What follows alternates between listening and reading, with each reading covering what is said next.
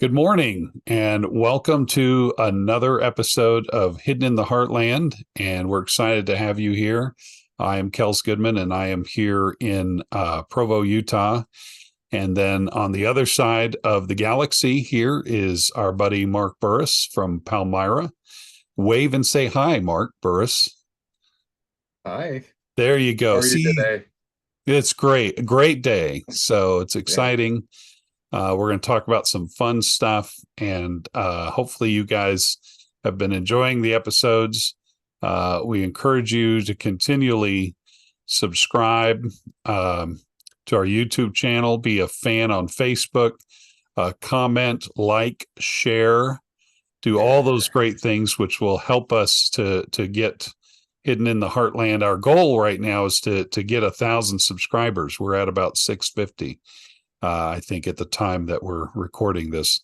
And so we're hoping that we grow. And then when we get to 1,000, then we can actually start doing some other things. We're hoping to bring on maybe some other guests and stuff as we talk to them about Heartland research. We're going to go to one more reminder is that we are trying to raise funds for season 3 of Hidden in the Heartland, which we will be showing here on this YouTube channel.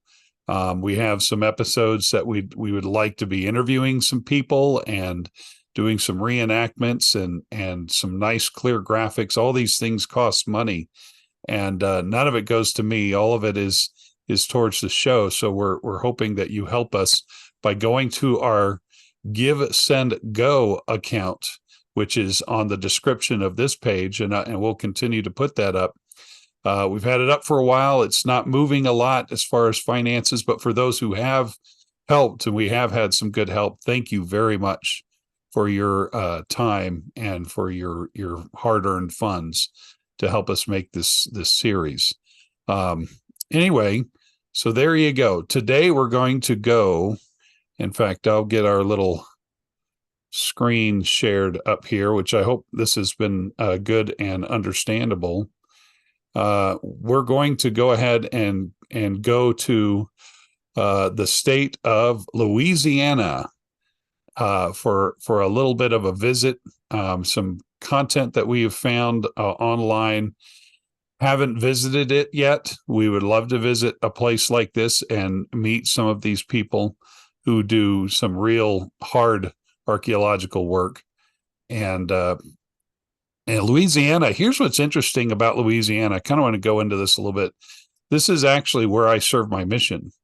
So, and I served in Baton Rouge and New Orleans, and then I spent some time in Mississippi. And we did an episode recently about Poverty Point, which is further north of here. So we know that Louisiana has a lot of history behind it as far as anciently, as well as during the early days of the United States. But Louisiana is filled with mounds and Native American stuff. In fact, what I'm going to do is read a little bit. I'll try to not bore you guys, but I wanted you to at least have a little bit of background on what this is. New Orleans, the prehistory says that the landmass, and I'm going to focus on New Orleans now, which is right there on the tip of Louisiana.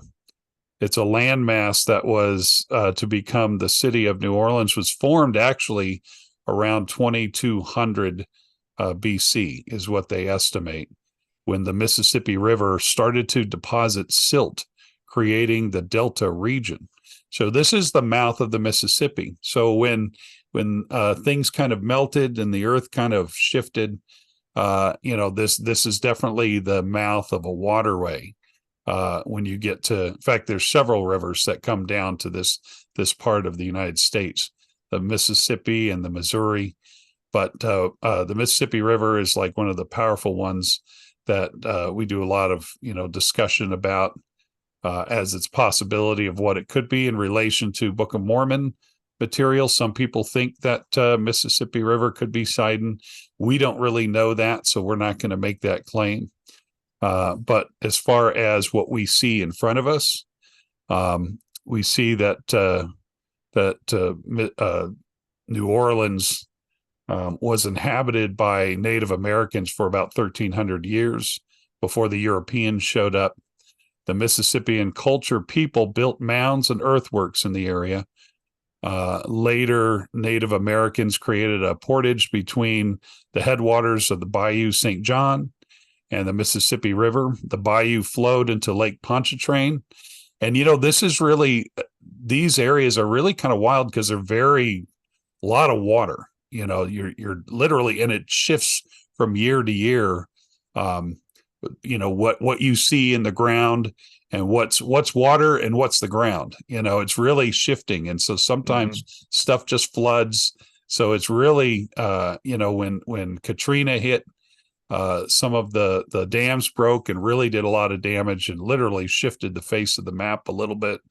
Especially if like when you're talking about our modern civilization, if we didn't have like the dikes and things like that they built down there, that city would be gone.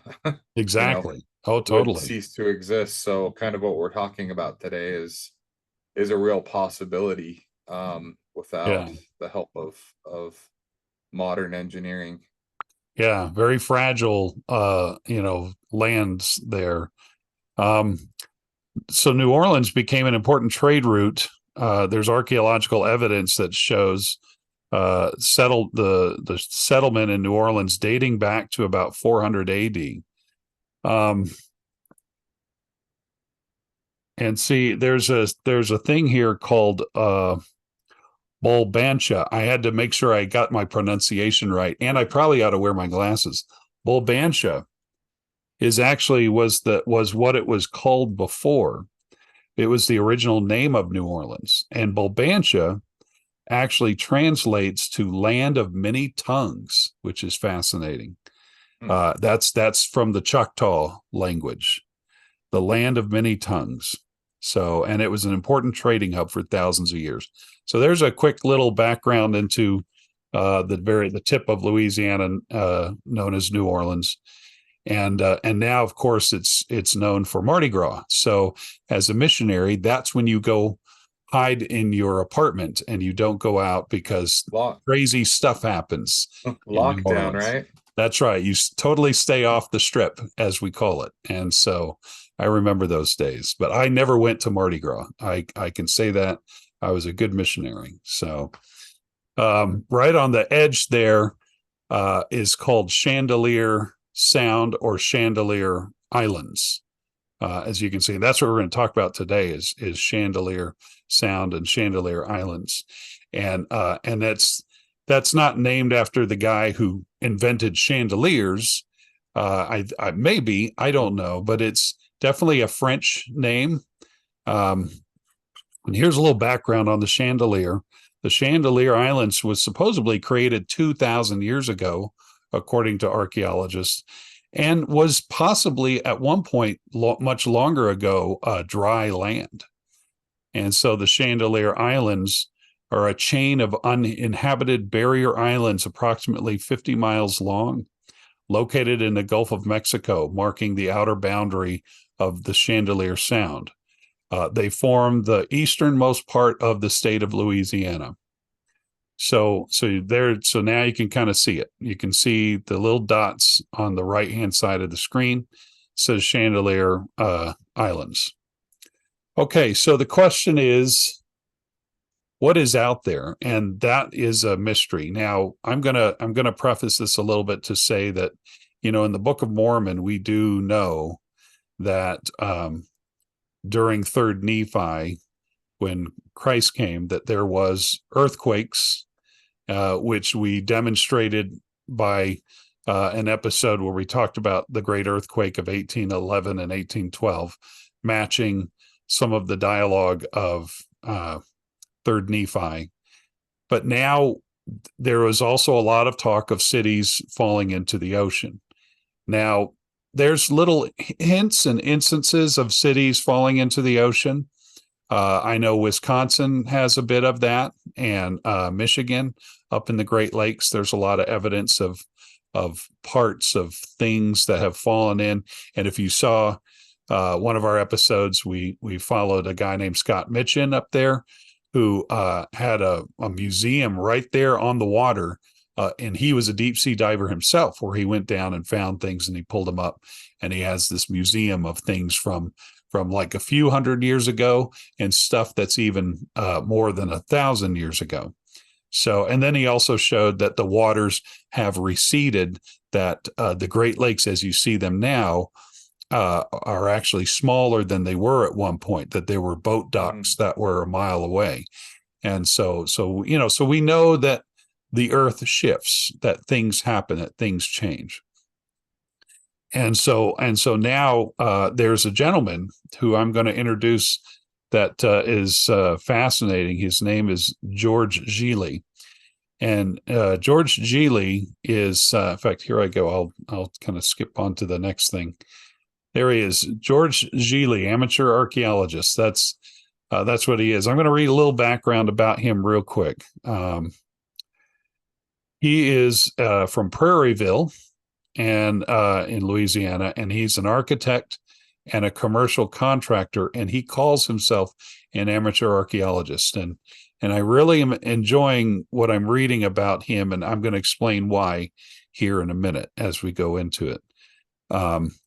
There's two pieces of evidence that each of you as an audience can go out and see to start this, because this is not reading history books about things like Saint, Brandon or any of these others. This is ongoing current day search. And so that's why this is fascinating, because this is more things that are changing right in front of us. So there was an article written about George Gelé in 2011 in The Advocate. So that's one piece of thing that you can read on your own, and which I'm going to refer some to.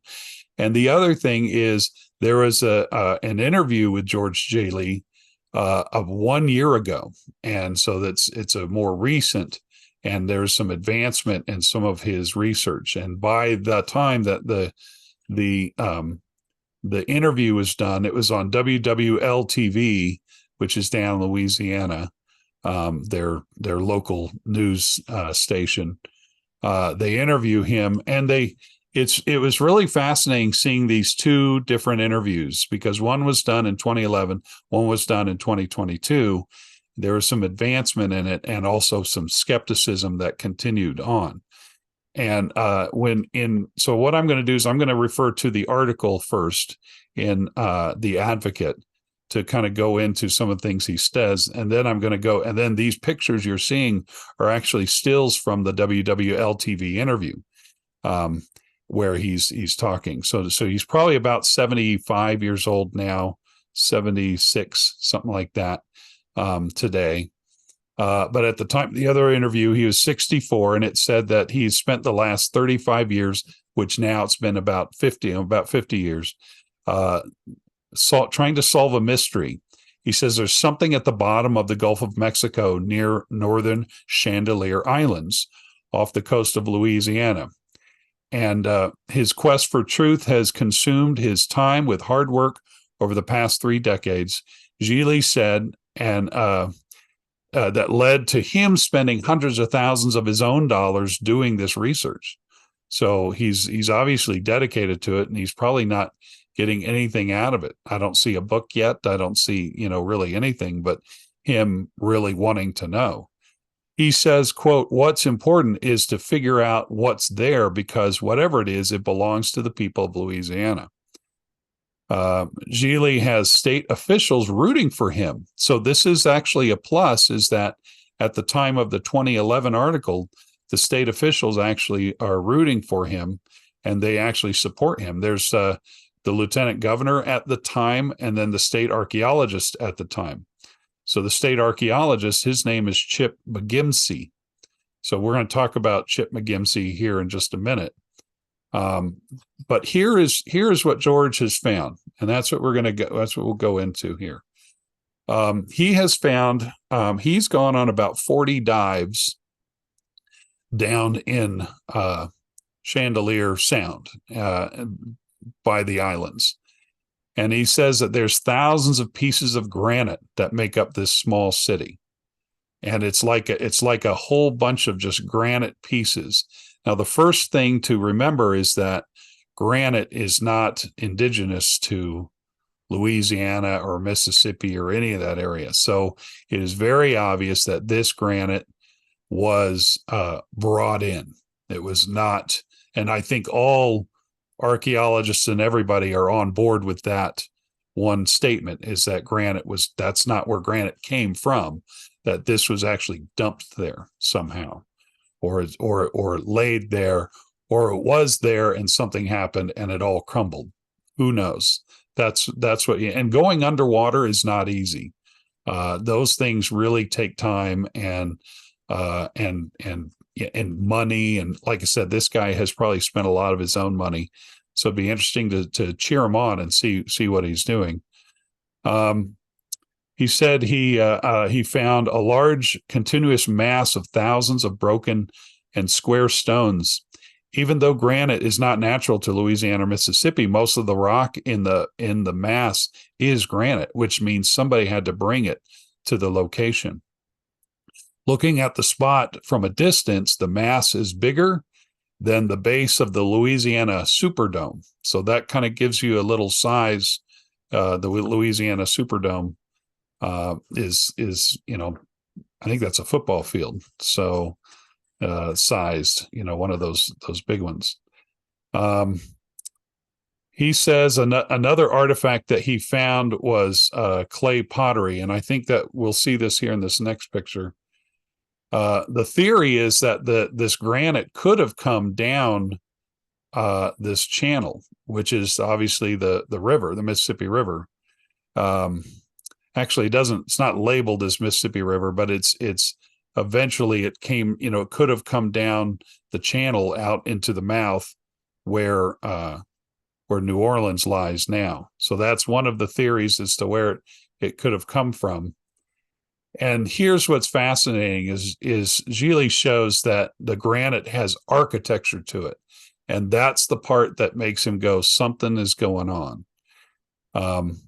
He has found curved clay pottery pieces, a possible sewer. He shows in this sample that he shows in this picture that this was a curved part of could be a building or something where, it's like a sewer. And it's he says he brought up another piece that has some kind of glaze or paint on it. And it looks like it could be the end of a building or an architectural facade of some type. Gelé also found a stone with a sharp 90-degree angle, which looks totally man-made. He says there are hundreds of pieces like that down underwater in this area. Gelé said he is looking for a different hypothesis to explain why the mass is there. The site could be a construction dumping ground, an attempt to create an attempt to create an artificial reef, ballast rocks from sailing ships, multiple shipwrecks, a cultural site that was built on the St. Bernard, Mississippi River 3,000 years ago, building ruins that could be 12,000 years old. And somehow he comes up with the number 12,000 years. We're not totally sure why. It could be that because we think the sound and the islands used to be, with no water, used to have no water, used to be dry land, that could have been a building that was there, at one point. And then as the floods came and things happened, that it could have broken down. So it's definitely, but here's the important thing about what Gelé is doing. Gelé actually says he will not say what he thinks it is.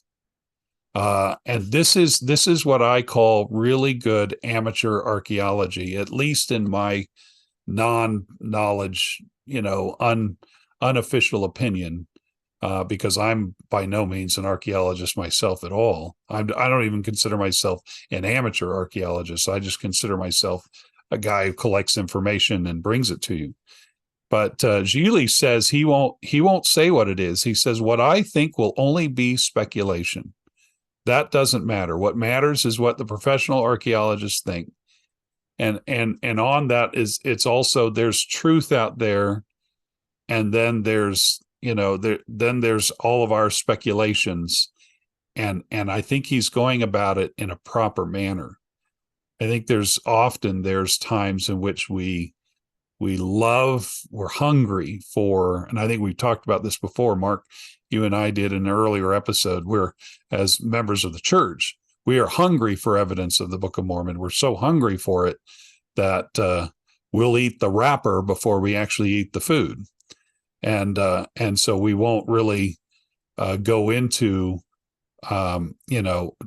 letting the evidence actually speak for itself. We're creating, already some kind of evidence. Like, we could say that this building could be, or this architecture could be one of the cities that sunk in during the time of Christ, but we totally don't know that, because we don't even really exactly know where those cities are. And so we're being very careful to not say this is one of those cities that sunk in during the time of Christ. So what do you think about that, Mark? Yeah, I mean, it would be lovely to just say, oh, well, this is the land of Nephi, and this is one of those cities. That would be an incredible thing to do. But right now, you kind of have to look at the evidence and let evidence speak for itself, and not come up with a conclusion as of yet. Yeah. So, I mean, the important thing is that we're finding evidence of people that lived here in North America during the time frame of the record of the Book of Mormon. We're slowly but surely finding more and more about that, and that's super exciting. But we can't really, I don't think it's a right thing to do to pinpoint. There are certain things that, yes, we can pinpoint. I believe, like the Hill Cumorah can definitely be pinpointed. Yeah. And there's enough there that shows, yes, battles of mass destruction. And a lot of that work was done by people that didn't really have any skin in the Book of Mormon game. But I think with this, the way that this gentleman has approached it has been really good. He's saying, hey, there's lots of different possibilities. These are the possibilities. This is what I have found. Yeah. He may have a thought of what he thinks it is, but he's keeping he's keeping it to himself, because he knows that could do some damage to the work that he's doing. That's exactly right. That is what makes it a really good, what he's doing is fascinating. And it also should allow us to cheer him on. I would love to meet him, Yeah. hopefully someday, and just get him to just talk about it and to be honest about it. And there's already, like I said, there's already content, online, with the interview. But I think he's going about it pretty good. So, And this is a prime example of why it's so important that if people are able to, that they donate to your third season, because it allows you to go and interview people. that's right. It's not something that like is cheap to go to Louisiana, for a day or two, and go out on a boat or whatever the case you would be doing. But that's why it's so important that if you are able to donate to Yeah. the third season. So, yeah, thank you, Brent. Yeah, that's right. That's true. So we could get down there and see physically what does he have. And so and as well as others. And because I know there's others that do that. Unfortunately, a lot of the people that are doing this work, like this gentleman here, he's not, what is he, in his 70s? Yeah, he's 70, I think So, 76 is what he is now. So, and I wonder if there's going to be other people that are going to pick up the torch after him, or if, what is found underwater is just ignored, yeah. after the work that he's done. So that's why I'm excited about a third season, Yeah. To get some more information on these sorts of things. So. Well, and that's actually a good point you bring up, Mark, and the ancient Artifact Preservation Society, which just had their conference a little while ago, a couple of weeks ago. When I go and I see them, the average age of that bunch that comes and brings their stuff are in the 70s. And I'm the young buck. And I'm not revealing my age, but I am over 50. That's all I can tell you. Otherwise, I'd have to kill you because I don't reveal my age. Just kidding.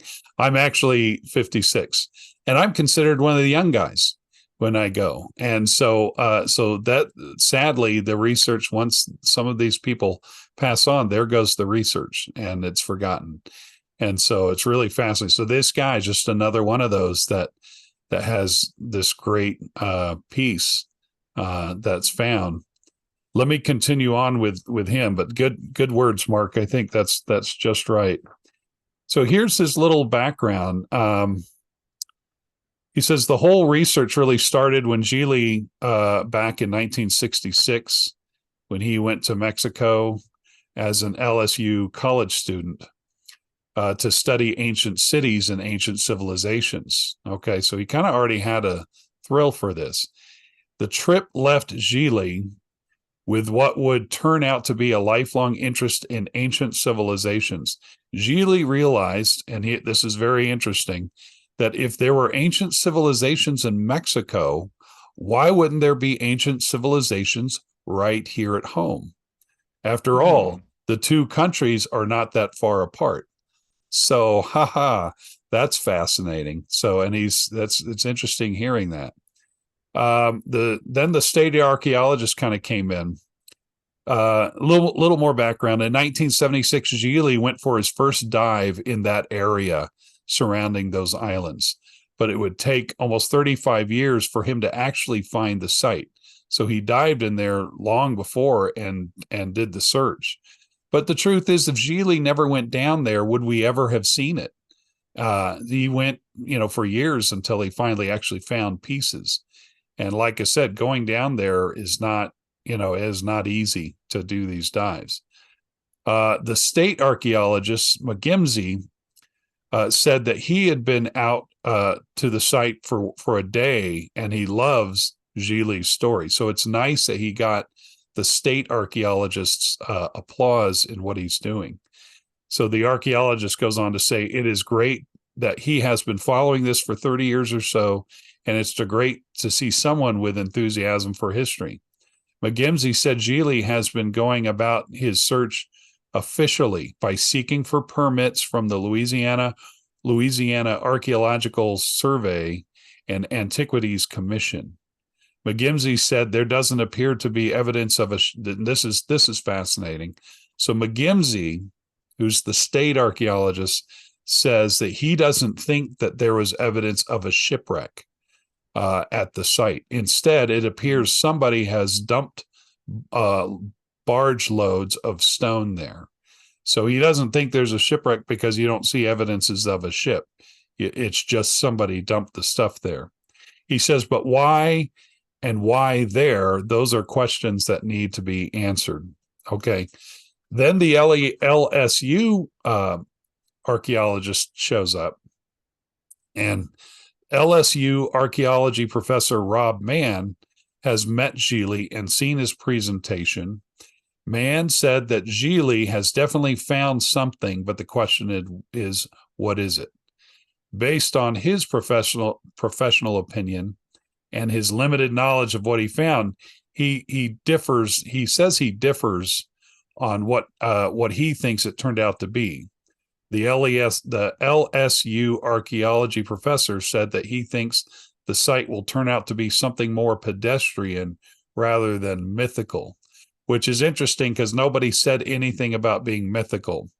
But whatever, that's what he thinks. So there's already a little he said, she said moment, between the two archaeologists. He said it might be an attempt by someone to create an official reef in the 1940s, to build something. I think simply searching underwater at this point won't give us any more answers. So he's more of the skeptic, but you know what? This guy keeps finding stuff. Gelé says that, and then just to wrap this up, he's pretty much has spent hundreds of thousands of his own dollars doing this, and he's been going to the state trying to get money. And his thing is, I just want to know the truth. That's really all he wants to do. So that's 2011. So we're going to jump forward to 2022 to talk more about this interview. Now, here's where it kind of goes into a different level a little bit, and that is the pyramid, the possible of a pyramid. Okay, so I'm going to advance this. What's interesting to me about this is I wonder how many stories there are out there that we don't know. Like this one, there happens to be a news article and a little clip. So how many things have been found out there by people that are passionate about what they found, but maybe only a small pocket of people know about it. And archaeology is something where unless you have someone that's willing to pay for it, there aren't really large digs unless they feel like it's something important. The state of Louisiana isn't going to dump money into diving to try to figure out what this is because, who knows what it is. And that's the thing, is that nobody will, and people think that they will find out. They will tell us what the truth is. They will, and who's they, and when are they going to get on it? And we realize that they probably won't because it's not their priority. And it takes a guy like Gelé to spend his own money to go down and to actually find out what's going on. And we realize that he's already proving that something is there. But if he never were to have gone down, we never would know. It would just be another piece of a body of water, and we would never know what's down there unless unless somebody with an interest goes and does it. And I guarantee you, all over these parts of the United States, there are more and more of that. It's just, I'm sure it's expensive and it's hard. And that's why in a lot of cases, we'll never find out, what's in some of the Great Lakes and what's in some of the other areas. And it's expensive and it's hard. And there's also been different things that have been put into place that don't allow it. Correct. There's a lot of things that for the modern Native American tribes that are just like, nope, you can't touch it. So don't touch it. It's kind of this little, super, super expensive, might be on land you can't do anything with. But luckily there are people that are passionate about it and they don't give up. And, every once in a while you have them write a book. Every once in a while you have them interviewed by a newspaper. So we're able to pick those things up. It's interesting that the government of the United States early on did some surveys and then they really stepped back from doing that. That's a good point. Archaeological. And then they decided, no, we're not doing that anymore because maybe we don't like what we're finding.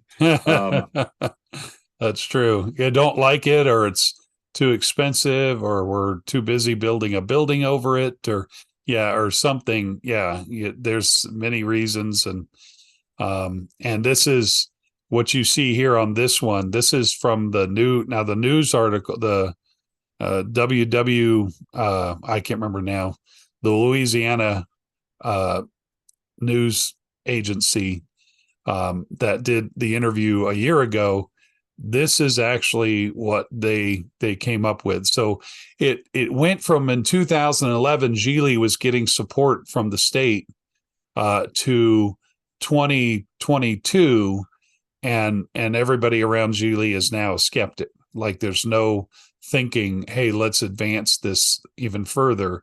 It's just, experts claim the granite are ballast from Spanish and French shipwrecks from a little bit ago, a few hundred years ago, and that's it, and just leave it alone. And I not wonder actually if search. So he talks about granite, and I don't know if any of our viewers know, and you can probably comment, but did they use granite as ballast on these ships? Seems like a weird stone where you'd be especially like, ones that are shaped like a gutter. Let's use some granite for ballast for our ship, and then when we get into Louisiana, let's just that looks like a great spot that we could just all dump our ballast, Yeah. and Well, so, they and were I don't saying, know. I'm yeah, asking if people know, yeah, if if they you have more know, information. let us know, because we don't know. Yeah. That's the mystery of this whole thing, is we don't know.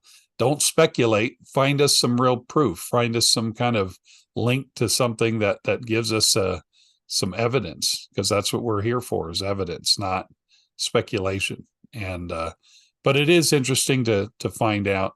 So that's where it comes down to. Now here's where this is the part where it gets a little interesting. So 10 years later, in 2022, Gelé comes out and talks about the possibility of a um, pyramid down there. He's saying that it's about 280 feet tall. So obviously he's done more dives, and I know he's hired other guys to do dives too. It's not just him. And he's named this pyramid Centus. That's just his name for it. Okay, off of Chandelier Sound in Louisiana. It's the makings of a pyramid that could stand 280 feet tall. And this is the part that needs to be researched, in my opinion, a little more to find out. It's like, we know there's granite there, we know there's a lot of stuff, but now the pyramid aspect is being brought in, and we need to find out if this is something that's real or not. And here's what we know about this pyramid is what you see here. He thinks it's 280 feet tall, and some believe that the pyramid has electromagnetic energy. And so this is where I want to make sure we don't bring the UFOs and Bigfoot in, but that we do know that there's some kind of something there. I actually just came from Skinwalker Ranch, so I know in the ranch, the ranch is one of those things, and I don't mean to divert off to the Skinwalker Ranch, but if you haven't seen the show Skinwalker Ranch, you ought to watch it and at least just get a feel for it. And you'll see that the guys who do the research are not alien people. They're guys who just collect data. That's all they're there to do, is to collect the data. And if we do this thing, does it make this thing happen? Is there a reaction to the action? And what is it? And why is it doing it? And that's how they deal with it. And so the same, I hope, is happening with this possibility of this pyramid in this area. And so here's one of the evidences of that, of this electromagnetic, is shrimper Ricky Robbins on the Little Rick. And so that's his boat. He's a shrimper, and he says that the compass spins around when they went. I guess he's gone out several times with George Gelé. They've gone out to that area because that's where he normally goes to shrimp. And he says that when they went over what they think was the tip of the pyramid, his compass would spin around. And so that definitely means that there's something going on. It doesn't mean, lasers being fired from an alien ship. It just means there's some messing around with the instruments, and which has been known to happen in some cases. And so when you see the interview, you hear him talking about it. And I personally believe that he's sincere in his concern, as well as Gelé. I think that we all have to make a judgment on that. I don't think they're being creepy about it. And even Gelé himself says, I don't know what it is again, and I just want to know what it is. There's no harm in wanting to know what this is. And I so, think the cool thing is he's not profiting from it. no, He hasn't he's written a not. book. He's Yeah. just, in fact, he's deep into it. Yeah. It's more than a hobby for him. He spent a lot of money, and he just wants to figure out what is this. And it's interesting because you read the article from 2011, and then you spring forward to the video, and you can see a progression that he's still working on it, and he's saying, look, there's evidence that there's a big structure that might be the shape of a pyramid. He mentions that, I think, longitudinally, I'm saying the word wrong, but it lines up with one of the pyramids, you know, Yeah. in Egypt. So it's interesting. Yeah. It's too bad there isn't a way to drain the water and Yeah, see what's there, exactly. you Yeah. know. And this is one of those things that will really be interesting to watch as time goes by. Yeah. He'll probably be working on this until the day he dies, you Yeah. know. But like I said, I hope we can do season 3, and you can go out and interview him and get a little bit more information. Yeah. So that would be our goal, is to get more information. This is all we really know about Chandelier Sound and the Chandelier Islands. And the question is, who built these? That's the big question. And again, we may never know, but we want at least to data collect. That's the most important part of this, is to data collect and to find out what do we know about these. And so if you know anything more, please share it with us. Share if you like this show, share it, like it, subscribe, and then help us make season 3, as we've talked about before. And so we are excited that you joined us today about this discussion, and let's keep this discussion going. Hopefully we'll come and revisit it with some advanced information that we'll have learned. If you know anything, go ahead and put it on the comments below, or don't be afraid to message me directly to the YouTube channel or the Facebook page.